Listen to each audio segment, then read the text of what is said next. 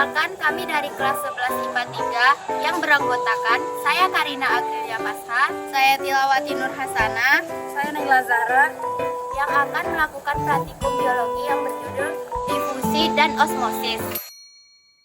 Difusi atau pembauran adalah peristiwa mengalirnya atau berpindahnya suatu zat dalam pelarut dari bagian berkonsentrasi tinggi ke bagian yang berkonsentrasi rendah.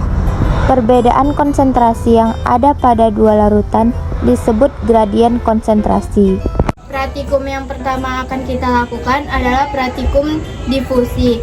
Nah, di sini alat dan bahan yang kita butuhkan ada air biasa, air panas, sendok, dan kopi. Masukkan 1 sendok kopi ke dalam air panas dan 1 sendok kopi ke dalam air biasa.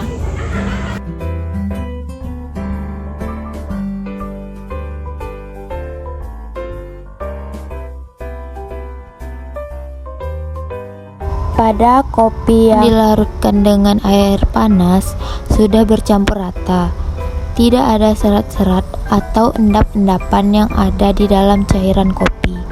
Sedangkan pada larutan kopi air biasa masih ada serat-seratan kopi karena tidak larut dengan sempurna. Selanjutnya, osmosis.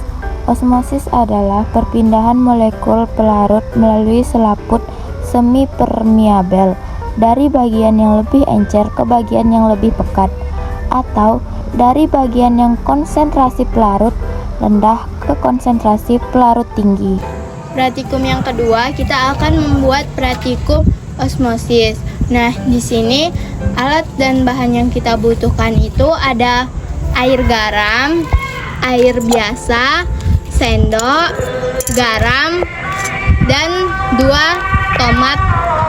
Nah, di sini langkah pertama yang kita akan lakukan memasukkan garam secukupnya ke dalam larutan yang ini.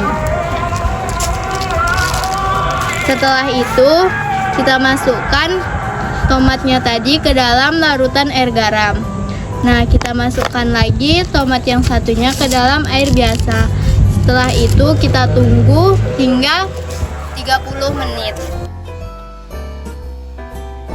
Setelah direndam 30 menit pada air biasa, tekstur tomat masih mengeras seperti awalnya.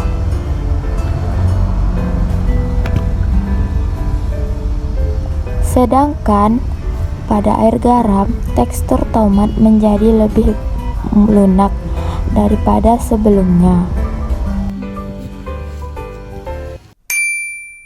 Dapat disimpulkan, difusi terjadi jika zat terlarut berada dalam larutan berkonsentrasi tinggi, dan larutan berkonsentrasi tinggi tersebut berada di dalam lingkungan atau larutan berkonsentrasi rendah.